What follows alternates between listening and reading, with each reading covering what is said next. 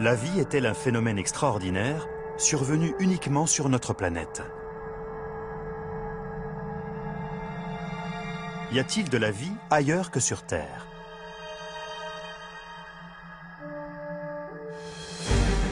Depuis très longtemps, l'humanité se pose cette question qui reste à ce jour sans réponse.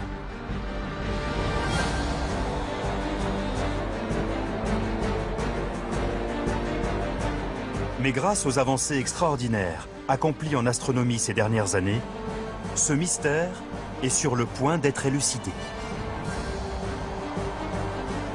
Des sondes spatiales, à la pointe de la technologie, explorent les planètes et les satellites de notre système solaire, tandis que des télescopes, toujours plus sophistiqués, scrutent le cosmos en quête de réponses. Les résultats de ces recherches sont renversants. La plus grande avancée faite en astronomie depuis 20 ans, c'est d'avoir découvert que la plupart des étoiles sont entourées de planètes. Il y en a à profusion, plus que d'étoiles. Ces découvertes ont été rendues possibles grâce à Kepler, une sonde de la NASA lancée en 2009 qui a marqué un tournant dans la recherche de la vie au-delà de notre système solaire.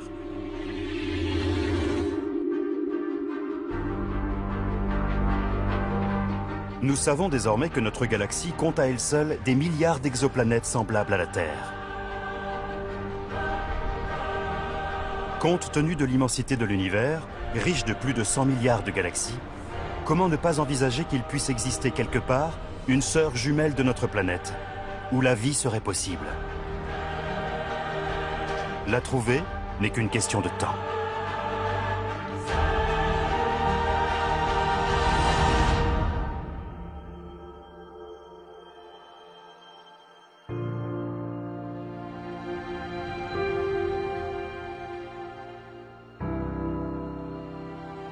Dans les environnements en apparence hostiles de notre système solaire, la vie pourrait exister ou s'être développée autrefois. Peut-être découvrirons-nous des formes de vie dans les étranges lacs de méthane de Titan. Dans l'océan caché sous la mystérieuse surface gelée d'Europe. Dans les gigantesques geysers d'Encelade. Ou encore sur les plaines désertiques de Mars. Un autre foyer de vie dans le système solaire impliquerait que l'apparition du vivant n'est pas rare dans l'univers.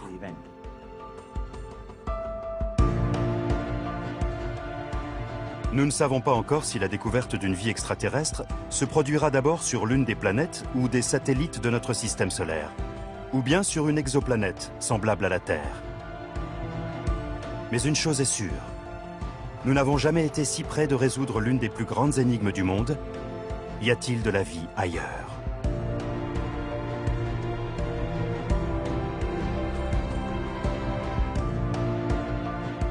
En tant qu'être humain, nous avons une notion instinctive de ce qu'est la vie. Les scientifiques ont pourtant le plus grand mal à définir ce qui demeure sans doute l'un des phénomènes les plus mystérieux de l'univers. Pour que la vie apparaisse, de la matière doit s'organiser d'une manière spécifique, pour constituer une entité capable de transformer de l'énergie et de se développer. Cette entité doit également être en mesure de se reproduire. Nous ne savons toujours pas précisément ce qu'est la vie. La définition empirique que nous en avons, celle que je préfère en tout cas, c'est que la vie est une entité chimique autonome capable d'évolution darwinienne par sélection naturelle. Certaines recherches affirment que la vie serait présente sur Terre depuis déjà 4 milliards 100 millions d'années. Cela signifierait que des organismes vivants y seraient apparus rapidement après la formation de notre planète. Mais une question demeure. La vie est-elle un phénomène propre à la Terre?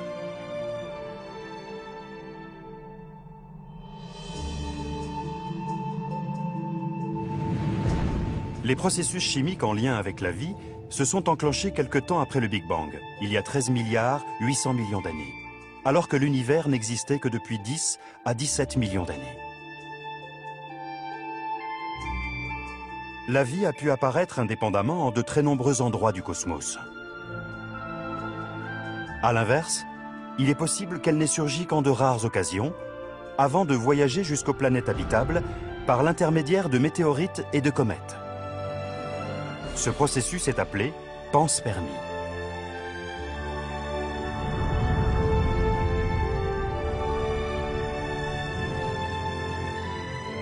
Dans un cas comme dans l'autre, des molécules organiques complexes ont pu se former au sein du disque de poussière cosmique qui entourait le Soleil avant la formation de la Terre.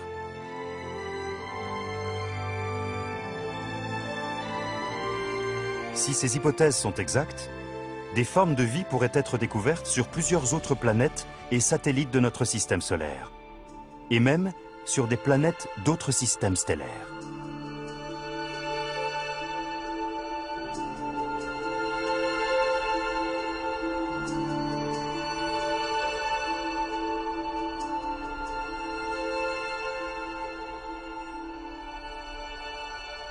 Depuis l'Antiquité, l'homme n'a cessé de se demander s'il était seul dans l'univers. Les astronomes s'intéressent depuis très longtemps à la question d'une possible vie extraterrestre. On retrouve des traces de ces spéculations dans les écrits des civilisations antiques, aussi bien chez les Grecs et les Romains que chez les Chinois. Fouiller le cosmos à la recherche de vie extraterrestre implique en premier lieu d'établir les conditions nécessaires à son apparition. Il faut d'abord une source d'énergie, une étoile proche par exemple, pour permettre des réactions endothermiques, c'est-à-dire accompagnées d'une absorption de chaleur. Certaines matières premières sont ensuite indispensables à l'élaboration de composés organiques, en premier lieu le carbone. Sur Terre, on a très bien identifié les briques du vivant. Le carbone, l'hydrogène, l'oxygène, l'azote et quelques autres éléments. Ce sont ces éléments-là que nous recherchons sur d'autres planètes pour savoir si elles peuvent abriter de la vie telle que nous la connaissons. Les briques de la vie, du moins telles qu'on la connaît, sont des éléments extrêmement répandus dans l'univers. Autre condition indispensable à la vie, la présence d'un liquide ou d'un gaz très dense qui joue le rôle de solvant et permet des réactions biochimiques rapides et stables. Sur Terre, cette fonction est assurée par l'eau à l'état liquide. Mais l'eau ne peut exister sous cette forme que si certains critères de composition atmosphérique et de température sont réunis.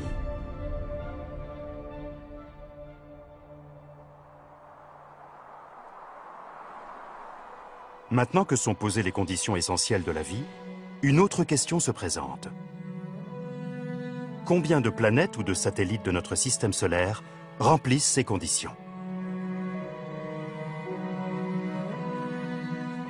Hormis la Terre, 3 astres de notre système solaire pourraient recéler à leur surface de l'eau à l'état liquide.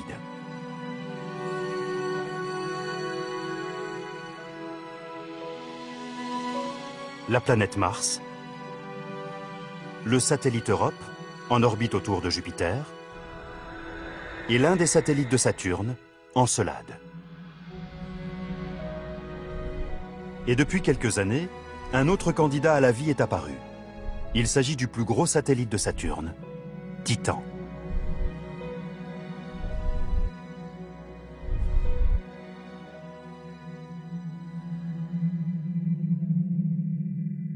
Jusqu'en 2004, Titan était une énigme aux yeux des astronomes, en raison du dense brouillard opaque qui masque sa surface.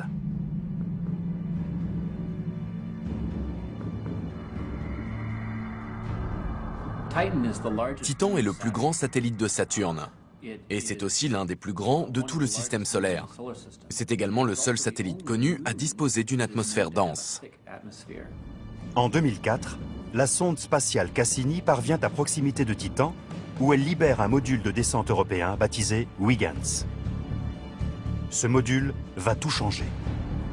Voici les images capturées par la caméra de Huygens au cours de sa descente dans l'atmosphère brumeuse du satellite.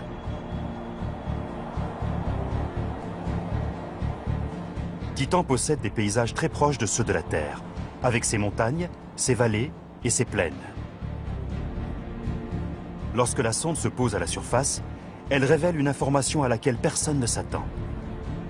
Des galets sont présents un peu partout, semblables à ceux que l'on trouve dans le lit des cours d'eau terrestres. Quand on observe ces galets, on se rend compte que leur forme est le résultat d'une érosion qui s'est produite au fond de torrents ou de fleuves. Mais il ne s'agit pas de pierres au sens où nous l'entendons. Ces galets sont constitués d'eau à l'état de glace, et ils sont si durs qu'ils se comportent comme des pierres. Comment ces galets ont-ils été érodés? De l'eau liquide est-elle présente à la surface de Titan? Avec des températures de l'ordre de moins 180 degrés, l'eau devrait en principe s'y trouver sous sa forme solide. Le radar de la sonde Cassini a la réponse. Ces relevés topographiques permettent de découvrir que Titan est recouvert de centaines de lacs. La grande différence avec les lacs terrestres, c'est qu'ils ne sont pas constitués d'eau, mais de méthane et d'éthane liquides. Sur Terre, ces deux hydrocarbures existent sous forme de gaz, mais la température glaciale qui règne sur Titan les maintient à l'état liquide. Titan est un monde fascinant. C'est en quelque sorte l'endroit le plus étrange de tout le système solaire. Hormis la Terre, c'est à notre connaissance le seul astre dont la surface est couverte de mer à l'état liquide, même si elles ne sont pas constituées d'eau. Il n'y a jamais la moindre vague sur ces lacs et sur ces mers, car le méthane et l'éthane liquide sont beaucoup moins denses que l'eau.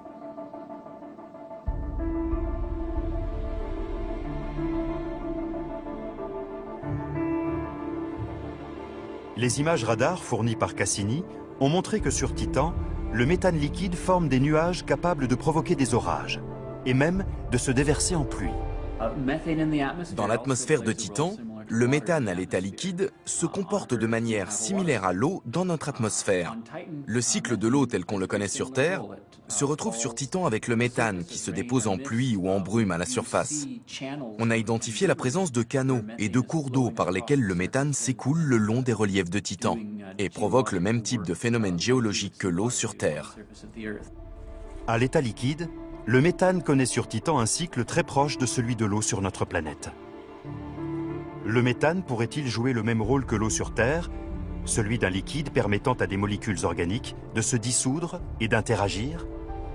La réponse à cette question est loin d'être évidente. Les conditions présentes à la surface de Titan présentent pourtant des similitudes avec celles de la Terre d'il y a 4 milliards d'années. Par bien des aspects, l'atmosphère de Titan ressemble à celle de la Terre lorsqu'elle était à un stade primitif, mais avec des températures bien plus basses. D'un point de vue chimique, ce sont les mêmes processus probiotiques qui sont à l'œuvre. Ce que l'on ne sait pas, c'est s'ils vont donner naissance à des organismes véritablement biologiques sur Titan, que ce soit à la surface ou en sous-sol. Cependant, la température du méthane et de l'éthane liquide est inférieure d'environ 200 degrés à celle de l'eau liquide, ce qui implique que toute réaction biochimique sur Titan se déroulerait à un rythme extrêmement lent. Ces hydrocarbures sont également des solvants beaucoup moins efficaces que l'eau, et donc bien moins susceptibles de permettre l'apparition de la vie. Et comme il fait si froid sur Titan, l'eau ne peut pas y jouer son rôle de solvant.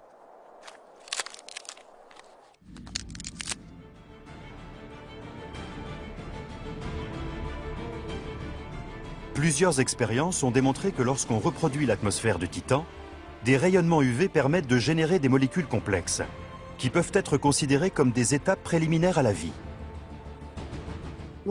Certains se demandent quel genre d'organisme biologique pourrait apparaître dans un milieu aux conditions physico-chimiques aussi étranges. Et à quoi ressemblerait une biologie basée sur le méthane? Mais d'après nos connaissances, ce ne serait sans doute pas l'élément idéal pour fournir une structure valable à des réactions biochimiques.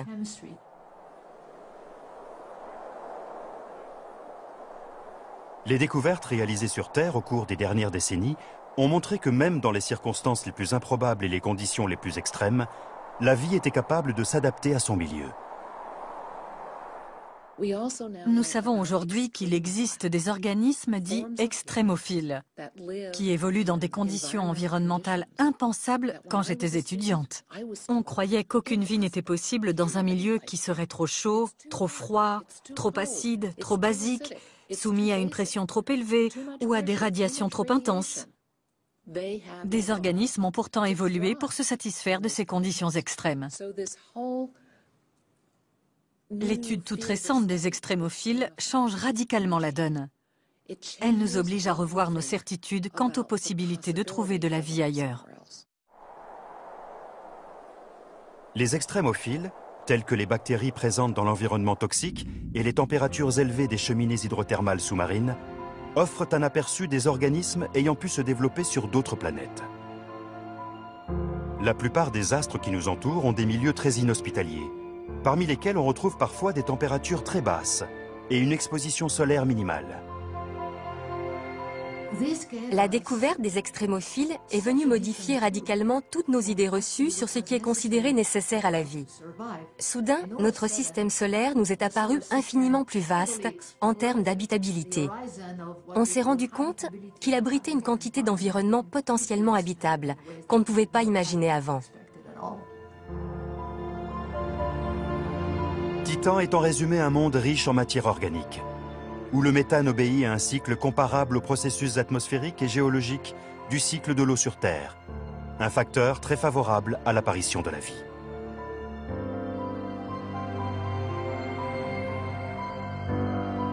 Ces dernières années, la NASA et l'Agence spatiale européenne ont travaillé ensemble au développement d'une mission spatiale non habitée, destinée à dévoiler les derniers mystères de Titan. Mais aucun programme n'a encore été validé. Parmi les projets proposés pour explorer les lacs d'éthane et de méthane de Titan, le Titan Submarine de la NASA est l'un des plus enthousiasmants. Ce sous-marin s'aventurerait dans les profondeurs du Kraken Mare, la plus grande étendue liquide à la surface du satellite. Une telle mission constituerait la toute première exploration d'une mer extraterrestre. Une occasion de mesurer sa composition organique et peut-être d'en explorer les rivages. Mais le programme Titan Submarine n'est qu'au stade de projet.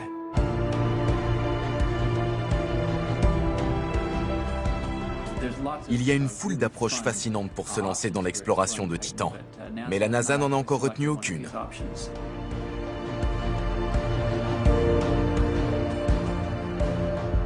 Dans l'orbite de Saturne se trouve un satellite aussi petit que mystérieux. Il n'a rien de commun avec la soixantaine d'autres satellites que compte la planète géante. Cette minuscule lune gelée de 500 km de diamètre se nomme Encelade. Au cours des dernières années, l'exobiologie en a fait son objet d'étude privilégié, car on y a détecté des conditions très favorables à la présence de vie. La majeure partie de nos connaissances sur Encelade sont le résultat de la mission Cassini, qui est en cours depuis déjà de nombreuses années. La sonde Cassini est un orbiteur qui étudie le système saturnien et ses différents satellites, mais en se focalisant plus particulièrement sur Encelade. Pour la toute première fois, la mission Cassini nous a permis de contempler en gros plan ce monde si distant.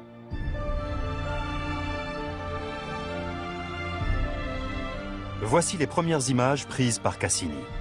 La surface d'Encelade est blanche et scintillante, et elle est parcourue de fissures, de crêtes et de crevasses. Au pôle sud d'Encelade, Cassini fait une surprenante découverte. La sonde photographie d'étranges crevasses, plus grandes que les autres, qui apparaissent en bleu. Les scientifiques baptisent ce groupe de 4 crevasses parallèles les rayures du Tigre. D'une longueur de 120 km et profonde de plusieurs centaines de mètres, elles sont semblables aux lignes de faille que l'on peut observer sur Terre. Après plusieurs passages à proximité d'Encelade, le radar thermique de Cassini effectue un relevé inattendu. Les rayures du Tigre devraient être plus froides que le reste de la surface puisqu'elles sont situées au pôle sud. Et pourtant, de la chaleur s'en dégage.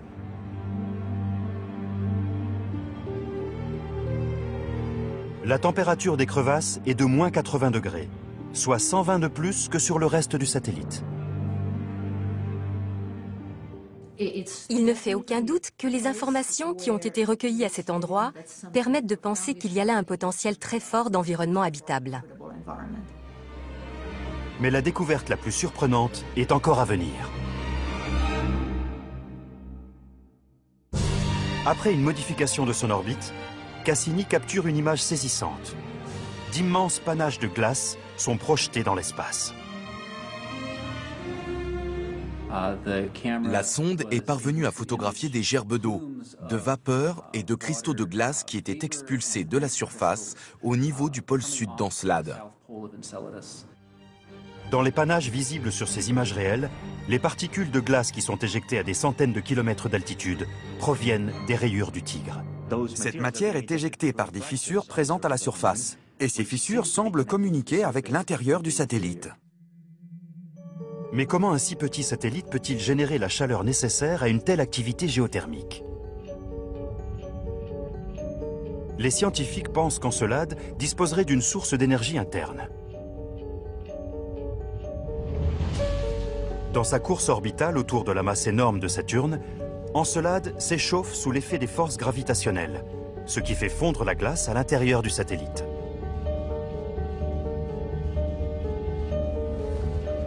Les panaches d'eau éjectés de la surface gelée d'Encelade sont de gigantesques geysers, semblables à ceux qu'on observe sur Terre dans les points chauds géologiques.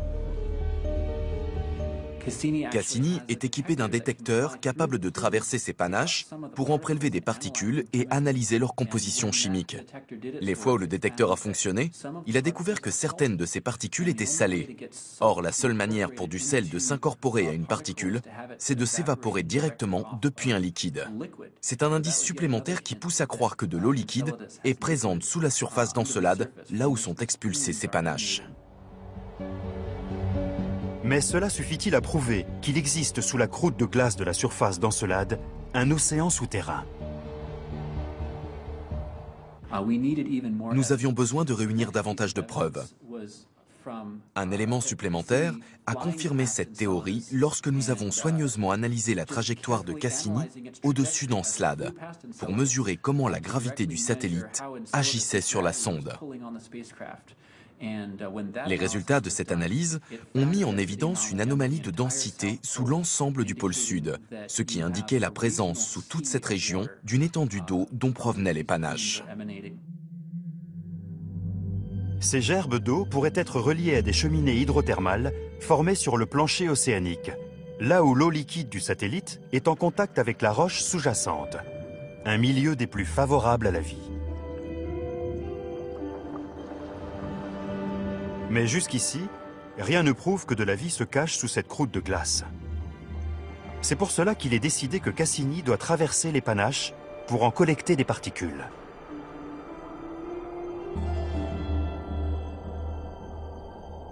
Les spectromètres de la sonde détectent alors quelque chose de fascinant dans les particules émises dans l'espace. Les briques chimiques fondamentales de la vie. Encelade est fascinant, car pour autant qu'on le sache, les 3 ingrédients de base de la vie y sont présents. De l'eau à l'état liquide, des nutriments et des composés organiques. Mais ce monde, si différent de celui que nous connaissons, abrite-t-il réellement la vie? Grâce au geyser, il serait possible d'accéder à la mer souterraine d'Encelade et d'en analyser la composition. Si des organismes microbiens y sont présents, les particules de glace de la mer pourraient permettre aux astrobiologistes de les identifier. 2 missions d'exploration d'Encelade sont envisagées par la NASA dans un avenir proche. La première aurait pour objectif Encelade et Titan, afin d'évaluer dans quelle mesure les 2 satellites pourraient abriter de la vie.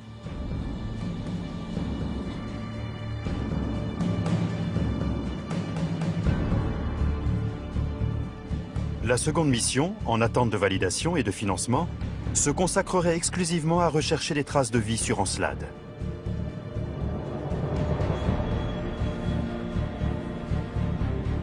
Il s'agirait de capturer des particules de glace de ce petit satellite de Saturne et de les rapporter sur Terre, où elles pourraient être analysées en profondeur. Techniquement, il est assez simple d'envoyer une sonde vers Encelade pour capturer des particules de glace de ces panaches. On peut ensuite les étudier sur place ou bien les rapporter sur Terre afin de les analyser en laboratoire. Malheureusement, aucune de ces 2 missions n'a encore été validée. Nous devrons donc encore patienter avant de découvrir si une forme de vie est présente sur ce fascinant petit satellite de Saturne.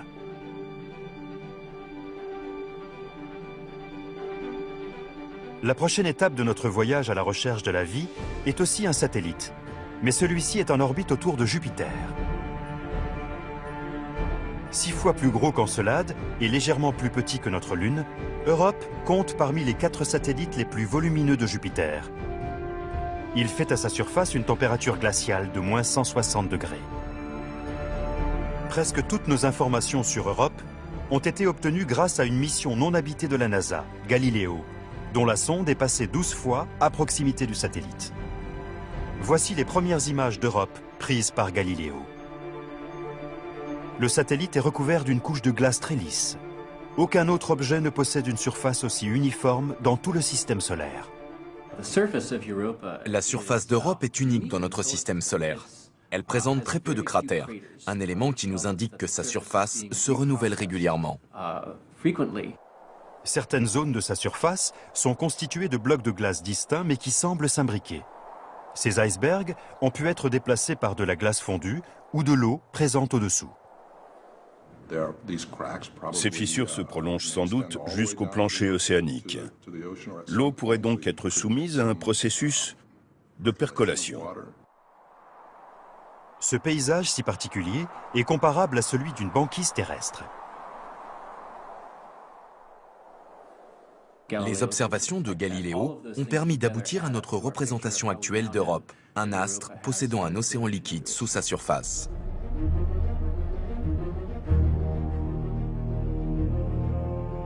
En 1996, la sonde Galileo a détecté la présence d'un champ magnétique à la surface d'Europe. Cela indique une certaine conduction électrique, susceptible de provenir d'un océan salé d'une centaine de kilomètres de profondeur. Les études, observations et relevés divers, effectués au cours des dernières décennies, tendent tous à accréditer l'idée qu'il y a bel et bien un océan sous la glace présente en surface.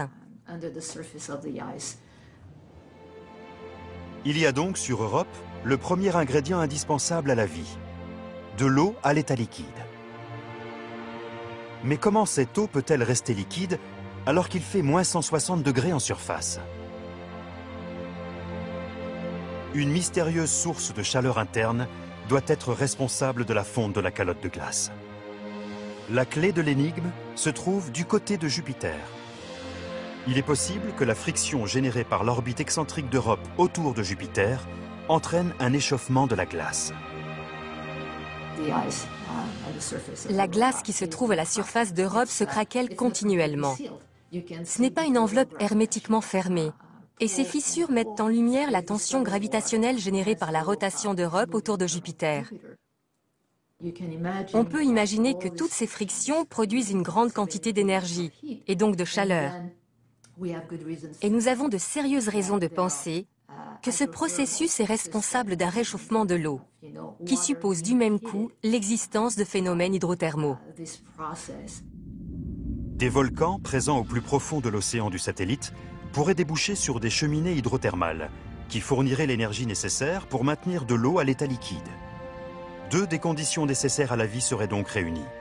Un liquide, en l'occurrence de l'eau, et une source d'énergie, cette chaleur interne. La présence de composés organiques sur Europe ferait grimper en flèche les probabilités de voir de la vie y apparaître. La sonde Galileo a révélé que la glace du satellite contenait du dioxyde de carbone. Soumis aux intenses radiations en provenance de Jupiter, ce dioxyde de carbone peut produire des molécules organiques simples, telles que le formaldéhyde, une étape supplémentaire vers l'apparition de la vie. Le système de marée observé sur Europe pourrait également favoriser le brassage dans l'océan des matériaux nécessaires à la vie. Mais cette théorie n'a pas encore été démontrée. En 2013, la NASA fait part d'une surprenante découverte effectuée sur la croûte de glace d'Europe. Une substance apparentée à l'argile y a été détectée, et plus précisément, des phyllosilicates.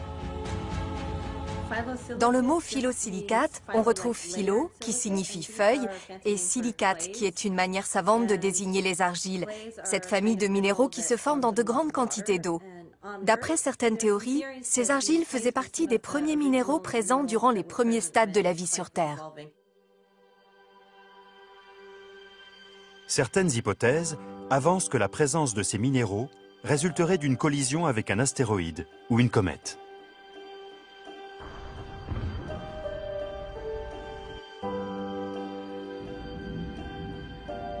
La présence sur Europe d'eau à l'état liquide, d'une source d'énergie et des indispensables briques du vivant ouvre la possibilité que de la vie soit présente en des lieux improbables.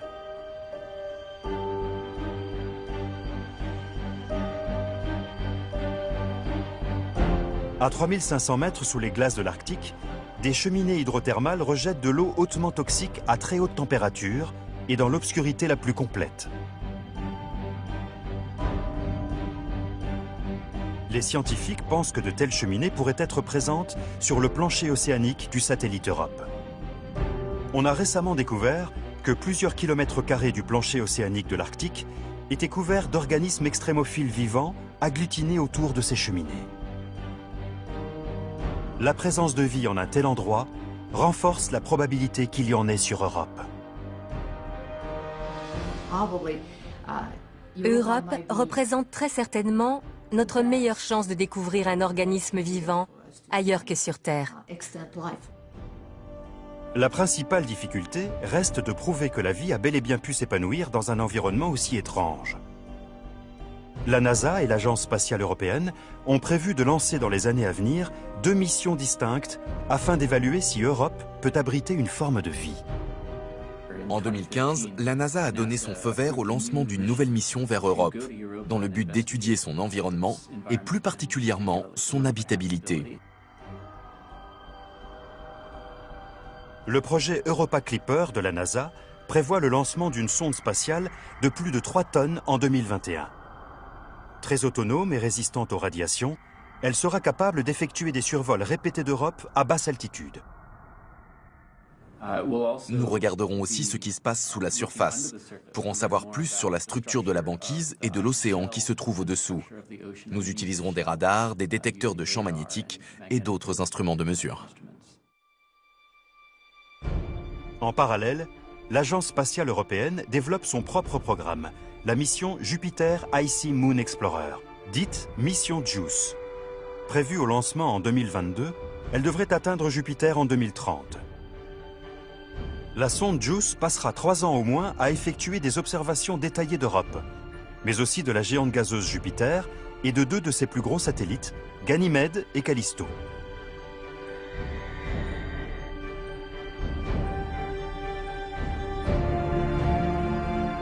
Nous devrons encore patienter une quinzaine d'années avant de savoir avec certitude s'il y a ou non de la vie sur Europe.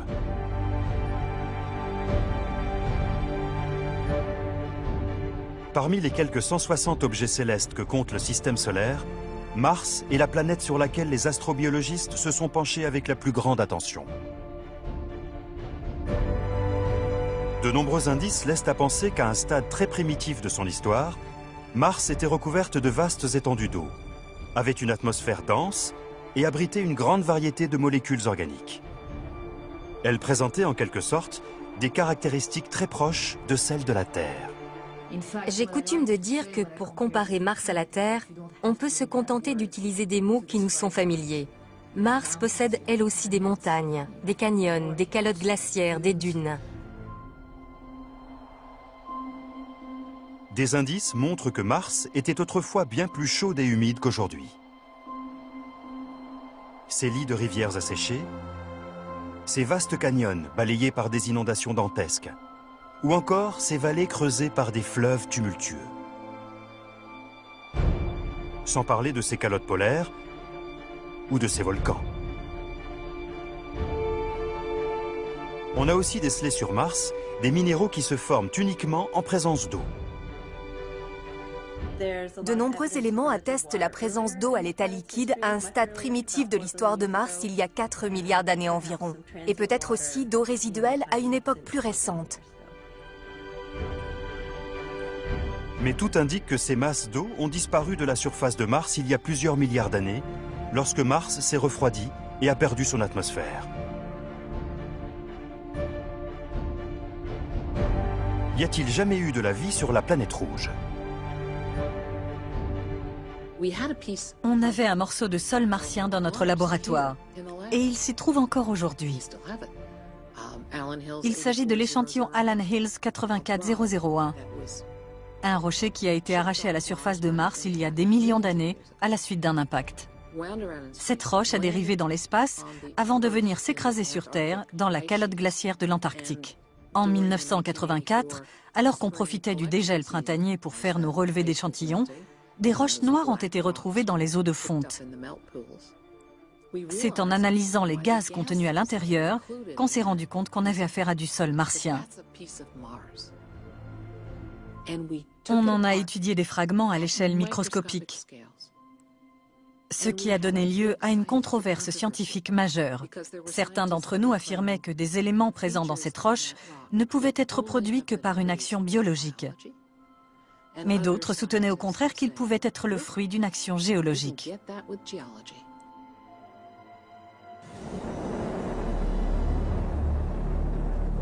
La recherche de vie sur Mars a débuté il y a plusieurs dizaines d'années. En 1975, le lancement des sondes Viking 1 et 2 marque la première tentative de recherche de vie microbienne sur la planète rouge.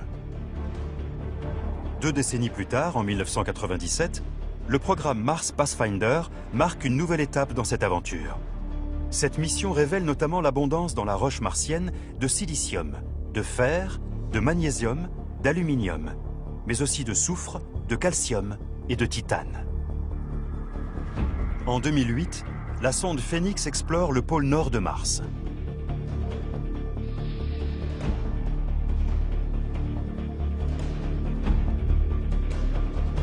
En creusant à quelques centimètres sous la surface, la sonde découvre une matière blanche qui s'évapore quelques jours plus tard.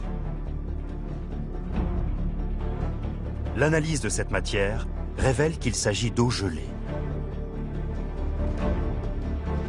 Des relevés radars, effectués par satellite au-dessus des 2 pôles de Mars, indiquent la présence d'une grande quantité de glace sous une couche de dioxyde de carbone gelé. Si toute cette glace venait à fondre, Mars serait recouverte d'un océan de 25 mètres de profondeur.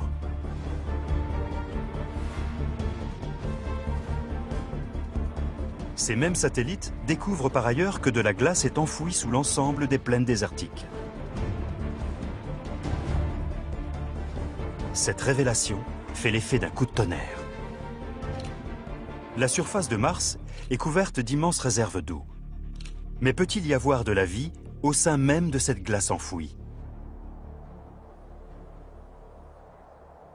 Nous savons désormais que des organismes extrémophiles sont capables de vivre dans des milieux semblables, tels que les vallées sèches de McMurdo en Antarctique.